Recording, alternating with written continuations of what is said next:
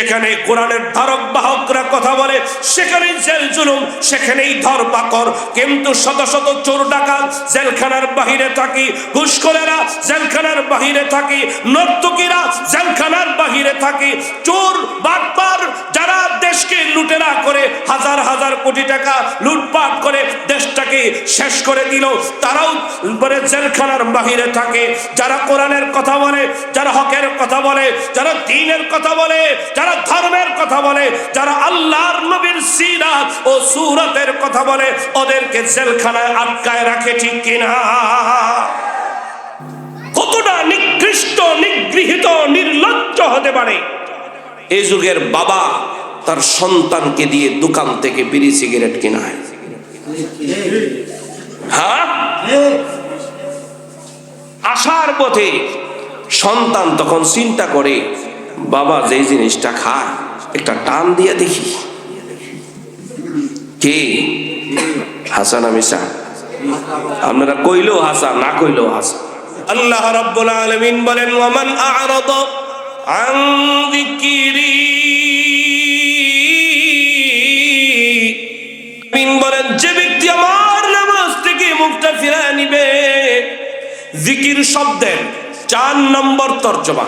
কয় নম্বর?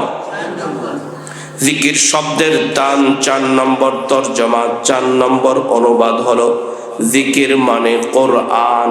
বলেন, জিকির মানে কোরআন। তাহলে আয়াতের তরজমাটা আবার এইভাবে, যে ব্যক্তি কোরআন থেকে মুখটা ফিরিয়ে নিবে, ঠিক কিনা? তাহলে প্রথম কথায় চলে যাই, জিকির মানে স্মরণ। কার স্মরণ? যে ব্যক্তি আল্লাহর স্মরণ থেকে মুখটা ফিরায় নেবে। 2 নম্বর, জিকির মানে উপদেশ, যে ব্যক্তি আল্লাহর উপদেশ থেকে মুখটা ফিরায় নেবে।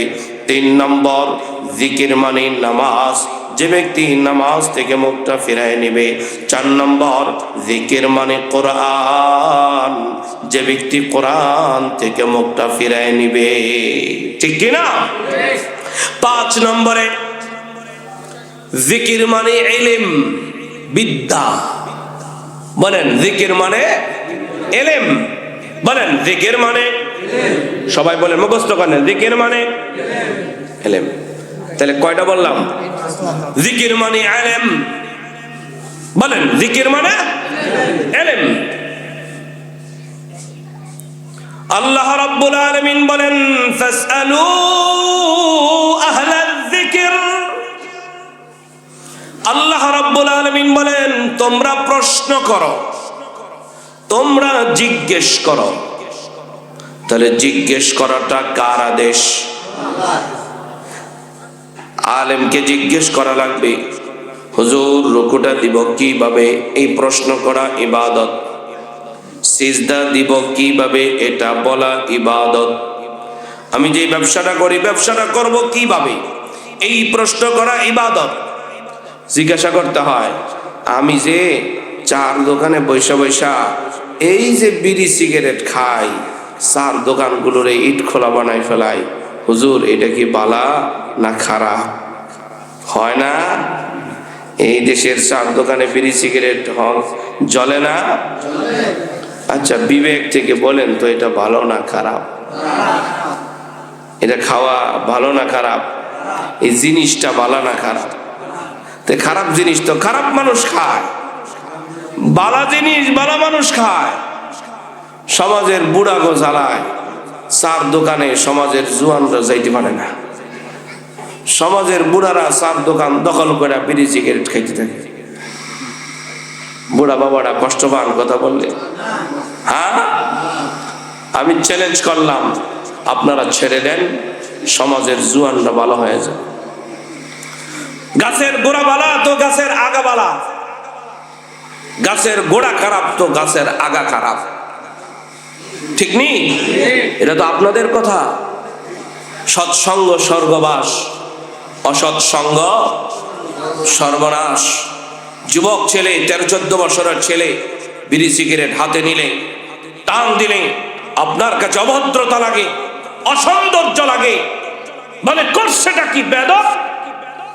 তাহলে তো আপনি তো বেদবের বাবা, ঠিক কিনা বলেন? আপনার কাছ থেকে শিখতেছে।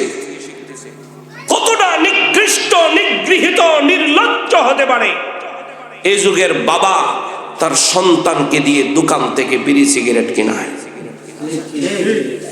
হ্যাঁ, আসার পথে সন্তান তখন চিন্তা করে, বাবা যে জিনিসটা খায় একটা টান দিয়া দেখি। কে?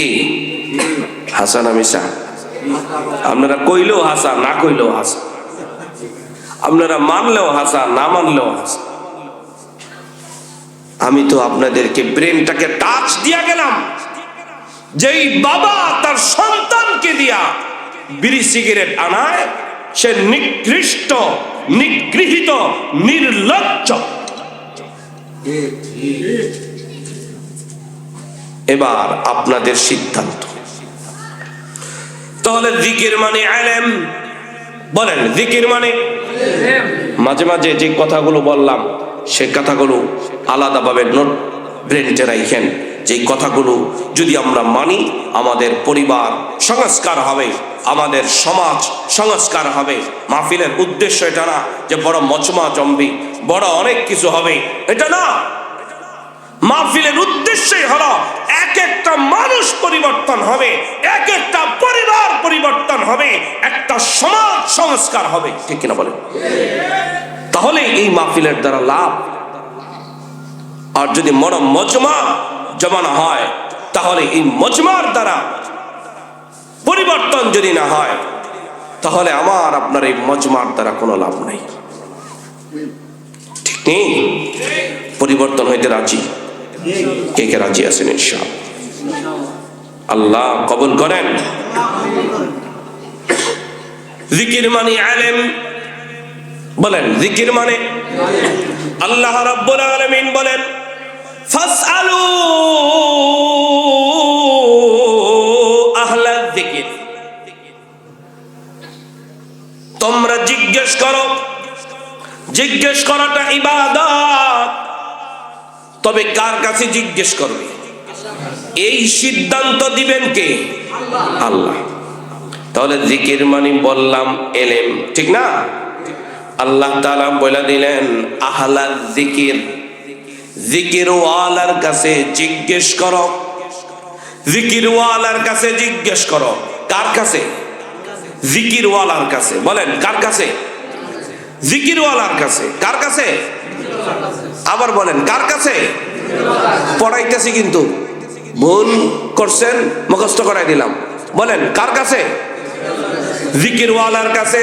যে জিকির করে তাকে জিকির ওয়ালা বলে, যে রিকশা চালায় তারে রিকশাওয়ালা বলে, যে মাছ বেচে তারে মাছওয়ালা বলে, যে টেম্পু চালায় তারে টেম্পুওয়ালা বলে, যে মাইক চালায় তারে মাইকওয়ালা বলে। ঠিক নেই? তাহলে আহলে জিকির, জিকিরওয়ালা। যে বেশি বেশি জিকির করে তাকে বলা হয় যাকির। জিকির মানে ইলম, বলেন জিকির মানে? আর যে ইলম অর্জন করে, যে ইলম অর্জন করে তাকে বলা হয় আলেম। যে জিকির করে তাকে যাকির, আর যে ইলম অর্জন করে তাকে আলেম। বুঝে আসছেনি? তাহলে জিকির মানে ইলম, যাকির, আলেম। তাহলে এবার অর্থ আমরা করি আহলা জিকির মানে কার কাছে জিজ্ঞেস করবে? ইলম ওয়ালার কাছে। যে ইলম ওয়ালা সে আলেম। আল্লাহ বলেন ফাসআলু আহলা যিকির, তোমরা আলেমের কাছে জিজ্ঞেস করো। যে আলেমের কাছে জিজ্ঞেস করা এটা কার বিধান? তাহলে এখন আপনাদেরকে আরেকটা বিষয় আপনাদেরকে শিখাই দিই, মরণ পর্যন্ত মনে রাখবেন। আল্লাহ যে বলছেন আলেমের কাছে জিজ্ঞেস করতে, তো কত রঙের, কত ঢঙ্গের, কত ভঙ্গের আলেম আছে কিনা? বলেন কত রঙের, কত ঢঙ্গের, কত বঙ্গের আলেম আছে কি নাই? আল্লাহ যে বললেন আলেমের কাছে জিজ্ঞেস করতে, তাহলে তো একটা প্রশ্ন হয় কে আলেম? আলেম কাকে বলে? একটা প্রশ্ন হয় না? উত্তর হলো এই, জানে এবং মানে। বলেন, জানে এবং তাকে বলা হয় আলেম। এবার আমি আপনাদেরকে যে পড়াইলাম, এবার উত্তর দিবেন। জানে মানে তার নাম কি? জানে মানে বলেন না, 5 বার পড়াবো। জানে মানে, জানে মানে, জানে মানে, জানে মানে। জানে কিন্তু মানে না, জালেম। জানে কিন্তু মানে না, তার নাম কি? তাহলে এবার একসাথে জবাব দিয়েন। জানে মানে, জানে মানে না, জালেম। জানে মানে না, মুখস্থ হয়েছে? সারা রাত বেরোয়া শুনলেন, সারা রাত বেড়া সাপ ধরছেন, সকালবেলা ধরে দেখেন দড়িটা হবে? রাত বেড়ে যদি ওয়াজ শোনেন, সকালে যদি কিছুই নাই, লাভ আছে? তাহলে আলেম কাকে বলে? জানে মানে আলেম, জানে মানে না জালেম। তাহলে এবার জানে মানে আলেম। আলেম কিন্তু টাকনুর নিচে লুঙ্গি পায়জামা পরে জালেম। আলেম পর্দা করে না জালেম। আলেম সুদ খায় জালেম। আলেম ঘুষ খায় জালেম। আলেম মানুষের সাথে সদাচরণ করে না, মানুষের আইল ঠেলা চলে জালেম। আলেম ঠিক মতো নামাজ পড়ে না, নাম কি? মনে থাকবো? শুধু একটুক না, আলেম দাড়ি কাটে, দাড়ি ছাটে, তার নাম কি? জালেম। মনে থাকবো নি? এই জন্য সরকারি আর দরকারি পার্থক্য হয়ে যাবে তখন। সরকারি আর দরকারি তখন পার্থক্য হয়ে যাবে। আমার সরকারি দরকার নাই, দরকারি দরকার। ঠিক কিনা বলেন? কি দরকার? কারণ যদি সরকারি হয় তাহলে কথার ভিতরে তেল ঢুকে যাবে। খাবারে তেল বেড়ে গেলে স্বাস্থ্যের সমস্যা, কথায় তেল ঢুকে গেলে সমাজের সমস্যা। মনে থাকবো নি? খাবারে তেল ঢুকে গেলে স্বাস্থ্যগত সমস্যা, আর কথার মধ্যে তেল ঢুকে গেলে সমাজের সমস্যা। হচ্ছে কি হচ্ছে না বলেন? ছোট নেতায় বড় নেতারে কি পরিমাণ তেল বাড়ে এই সমাজে। হাসান আমিসা নিজের বাবারে যতবার বাবা ডাকে নাই, নেতার বাবারে তার চাইতে বেশি বাবা ডাকে। নিজের বড় ভাইটাকে যতবার বড় ভাই ডাকে নাই, নেতাজিরে তার চাইতে বেশি বার বড় ভাই ডাকে। ঠিক নেই? আল্লাহ আমাদের হেফাজত করেন। তাহলে এবার মুদ্রা কোথায় চলে যায়? জিকির মানে স্মরণ, যে আল্লাহর স্মরণ থেকে মুখটা ফিরায় নিবে। জিকির মানে 2 নম্বর কি বলছিলাম? উপদেশ। জিকির মানে উপদেশ। ওমান আরাদা আন যিকরি, যে ব্যক্তি আল্লাহর উপদেশ থেকে মুখটা ফিরায় নিবে। জিকির মানে নামাজ, যে ব্যক্তি আল্লাহর নামাজ থেকে মুখটা ফিরায় নিবে। 4 নম্বরে জিকির মানে কোরআন, যে ব্যক্তি আল্লাহর কোরআন থেকে মুখটা ফিরায় নিবে। কোরআনটা পড়বে না, কোরআনটা শিখবে না, কোরআনটা মানবে না, কোরআনটাকে বিশ্বাস করবে না, কোরআন থেকে মুখটা ফিরায় নিবে। তার পরিণাম কি হতে পারে? 4 নম্বরে জিকির মানে আলেম, যে ব্যক্তি ইলম থেকে মুখটা ফিরায় নিবে। আল্লাহর নবী বলেন, তালাবুল ইলমি ফরিদাতুন আলা কুল্লি মুসলিম, যে ব্যক্তি ফরজ ইলম থেকে মুখটা ফিরায় নিবে, তার পরিণাম কি হতে পারে, তার ফলাফল কি হতে পারে? আল্লাহ তাআলা কোরআনুল কারীমে পরের অংশে বলেন, ফাইন্না লাহু মাঈশাতান দানকা।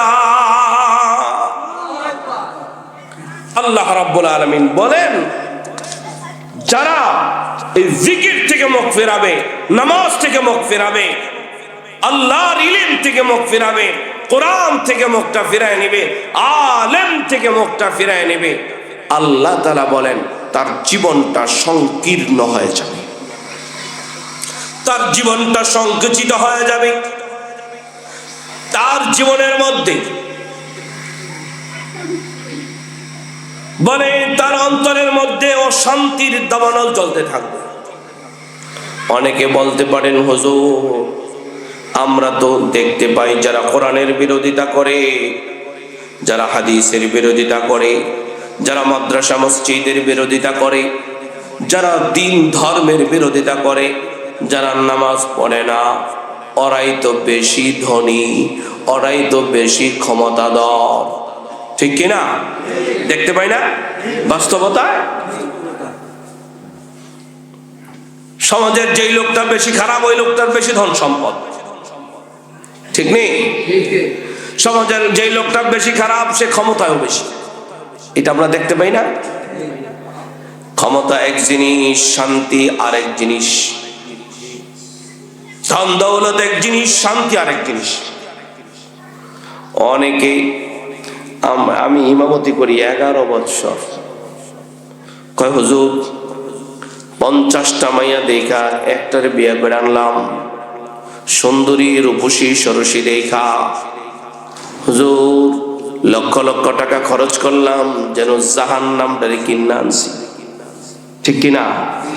তো শান্তি এক জিনিস, সুন্দরী সরসী রূপসী আরেক জিনিস। ঠিক কিনা? বাড়ির মালিক কিন্তু ঘরের ভিতরে শান্তি নাই। তো বলেন তো শান্তি বানানে ওয়ালা কে? আল্লাহ। তিনি চাইলে শান্তি দিতে পারেন, আবার তিনি চাইলে নাও দিতে পারেন। ফাআলুল লিমা ইউরিদ, তিনি যা চান তাই করেন। ঠিক নেই? ওয়াহুয়াল গাফুরুল ওয়াদুদ, তিনি চাইলে ক্ষমা করেন, তিনি চাইলে আমাদের ভালোবাসেন। যিনি সবচাইতে আমাদের বেশি ভালোবাসেন তিনি কে? আল্লাহ। যুল আরশিল মাজিদ, আরশে আজিমের মালিক কে? আল্লাহ। শান্তি বানানে ওয়ালা কে? তাহলে বাড়ি তো আছে আপনার, কিন্তু বাড়ির ভিতরে শান্তি নাই। মুফাসসিরিনে কেরাম লেখেন মাঈশাতান দানকা, এর তাফসীর করেছেন হলো এই যে তার অন্তরে শান্তি থাকবে না, তার অন্তরের মধ্যে অশান্তির আগুন দাউ দাউ করে জ্বলতে থাকবে। ক্ষমতার চেয়ে বলবে বটে পেরেশান। এই যে 7 তারিখে নির্বাচন হয়ে গেল, যারা ক্ষমতায় ছিল ওরাও পেরেশান, যারা ক্ষমতায় ছিল না ওরাও। এখন যারা ক্ষমতায় বসে গেছে, আপনারা কি ভাবছেন এরা পেরেশানি থেকে মুক্ত না? আছে। আর যারা ক্ষমতায় নাই এদের তো কথাই নাই। 15টা বছর চলে গেল, ক্ষমতার লেশ মাত্র চোখে দেখলো না। আসতে পারে কি পারে না, নাকি কবরে চলে যায়। পেরেশানি আছে কিনা? কিন্তু যিনি শান্তি বানানেওয়ালা, তিনি চাইলে আগুনের মধ্যেও শান্তি দিতে পারেন। ঠিক কিনা? দলিল হিসাবে বাবার কিচ্ছাটা মনে করে দেখতে পারেন। আমাদের একজন বাবা আছে, আমাদের একজন জাতির পিতা আছে। আল্লাহ বলেন মিল্লাতা আবিকুম ইব্রাহিম,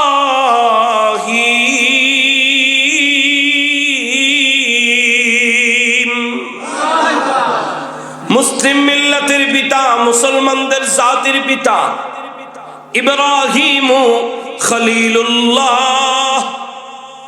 ইব্রাহিম খলিলুল্লাহ, মুসলিম মিল্লাতের পিতা, যিনি আমাদের নাম রাখছেন। বাবা সন্তানের নাম রাখে না? হুয়া সাম্মাকুমুল মুসলিমিন, যিনি আমাদের নাম রাখছেন আমরা মুসলমান। বুকে হাত দিয়া বলেন আমাদের পরিচয় কি? এই বুকে হাত দিয়া বলেন আমাদের পরিচয় কি? যদি নিজেরা মুসলমান দাবি করেন, বিশ্বের মধ্যে কোনো বাধা নাই, সীমানা নাই, উত্তর থেকে দক্ষিণ মেরু, পশ্চিম থেকে পূর্ব মেরু, সকল মুসলমান এক, যার কোনো সীমানা নাই। ঠিক কিনা? আল্লাহর নবী বলেন আল মুসলিমু আখুল মুসলিম, সমস্ত মুসলমান ভাই ভাই। আল্লাহ বলেন ইন্নামাল মুমিনুনা ইখওয়া, কুল কায়নাতের মুসলমানেরা একে অপরে ভাই ভাই। ইনশাআল্লাহ। তাহলে মুসলমানদের কোনো সীমানা নাই। যদি বলেন আমি বাঙালি, তাহলে সীমানা আছে। যদি বলেন ইন্ডিয়ান, সীমানা আছে। যদি বলেন আমেরিকান, সীমানা আছে। যদি বলেন ব্রিটিশ, সীমানা আছে। যদি বলেন চীন, জাপান, সীমানা আছে। যদি বলেন মুসলমান, যার কোনো সীমানা নাই। আল্লাহর নবী বলেন আল মুসলিমুনা কারাজুলিন ওয়াহিদ, মুসলমানরা হলো একটা ব্যক্তির মতো। অন্য হাদিসে নবীজি বলেন আল মুসলিমুনা কাজাসাতিন ওয়াহিদ, কুল মুসলমান একটা দেহের মতো। হাতে আঘাত লাগলে কলিজায় লেগে যায়, পায়ে লাগলে কলিজায় লেগে যায়, চোখে লাগলে কলিজায় লেগে যায়, মাথায় লাগলে কলিজায় লেগে যায়। ফিলিস্তিনে মুসলমানরা মার খায়, আমার আপনার কলিজায় যদি লাগে তো মুসলমান, যদি না লাগে মুসলমান না। বার্মায় মুসলমানরা মার খায়, ইন্ডিয়াতে মুসলমানদের হিন্দুরা মারে, বার্মায় বৌদ্ধরা মারে, ফিলিস্তিনে ইহুদি আর খ্রিস্টানেরা মারে। ঠিক না? পৃথিবীর মানচিত্রের ইতিহাসের দিকে তাকায় দেখেন, যেখানেই মুসলমান সেখানেই রক্তে লাল। বাংলাদেশের ভূমির দিকেও তাকায় দেখেন, যেখানে কোরআনের ধারক বাহকরা কথা বলে সেখানেই জেল জুলুম, সেখানেই ধরপাকড়। কিন্তু শত শত চোর ডাকাত জেলখানার বাহিরে থাকি, ঘুষখোরেরা জেলখানার বাহিরে থাকি, নর্তকীরা জেলখানার বাহিরে থাকি, চোর বাটপার যারা দেশকে লুটেরা করে হাজার হাজার কোটি টাকা লুটপাট করে দেশটাকে শেষ করে দিল, তারাও জেলখানার বাহিরে থাকে। যারা কোরআনের কথা বলে, যারা হকের কথা বলে, যারা দ্বীনের কথা বলে, যারা ধর্মের কথা বলে, যারা আল্লাহর নবীর সিরাত ও সুরাতের কথা বলে, ওদেরকে জেলখানায় আটকায় রাখে। ঠিক কিনা? কিন্তু বড় কঠিন বিষয়, বড় কঠিন বিষয়, দেমাগের বিষয়। দিব্যি আমরা খাওয়া দাওয়া করতেছি, দিব্যি কাজকর্ম করতেছি, ইঞ্চি পরিমাণ আমাদের মাথায় টাচ করতেছে না যে আমার একটা মুসলিম ভাইকে মারা হচ্ছে, আমার আপনার বোনকে মারা হচ্ছে, আমার আপনার মাকে মারা হচ্ছে। ইতিহাসের দিকে তাকায় দেখেন, মা সন্তান সম্ভবা একটা মাকে মায়ের পেট চিরে পেটের ভিতর থেকে সন্তানটাকে বের করে দেয়ালে ছুঁড়ে মারা হচ্ছে, আর আমরা দিব্যি হাসি তামাশায় আছি, বড় আমরা তামাশায় আছি। আমাদের ভাই বোনদের ঘর বাড়িগুলোকে জ্বালিয়ে তাসনাস করে দেওয়া হচ্ছে। এখনো পর্যন্ত আমাদের পরিবর্তন নাই, এখনো পর্যন্ত আমরা পরিবর্তিত হতে পারছি না। এখনো পর্যন্ত ইহুদি খ্রিস্টানদের পাঁচাটা গোলাম হয়ে আমরা আছি। এখনো পর্যন্ত ইহুদিদের পণ্য পরিত্যাগ করতে পারতেছি না। ঠিক কিনা বল? ইচ্ছা আপনাদের জানাই গেলাম, মা আলার রসুল ইল্লাল বালা, মা আলার রসুল ইল্লাল বালা। মসজিদ আমার আপনার দ্বীনের মারকাজ, মাদ্রাসা আমার আপনার দ্বীন ধর্মের শিক্ষার মারকাজ। এখনো পর্যন্ত মাদ্রাসার মসজিদকে আমরা আঁকড়ে ধরতে পারতেছি না, মারকাজকে সতেজ করতে পারতেছি না। গানের মজমা বড় হয়ে যায়, গানের মজমা বড় হয়ে যায়, কোরআনের মারকাজ ছোট হয়ে যায়, ছোট হয়ে যায়। আমার আপনার সন্তান যেখানে কোরআন পড়বে সেটাকে আমরা ধরতে পারি না। কিন্তু আমার আপনার সন্তানকে যারা নষ্ট করে দিচ্ছে, বরবাদ করে দিচ্ছে, তাদের পিছনে আমরা হুমড়ি খেয়ে পড়তেছি। আল্লাহ হেফাজত করেন। আমি আপনাদেরকে বুঝাইতে পারতেছি কিনা জানি না, আমার দিলের কথাগুলো আপনাদের দিলে ঢালার চেষ্টা করতেছি। আল্লাহ আমি আপনাদের কান পর্যন্ত পৌঁছাইলাম, আল্লাহ তুমি প্রত্যেকের দিলে পৌঁছায় দাও।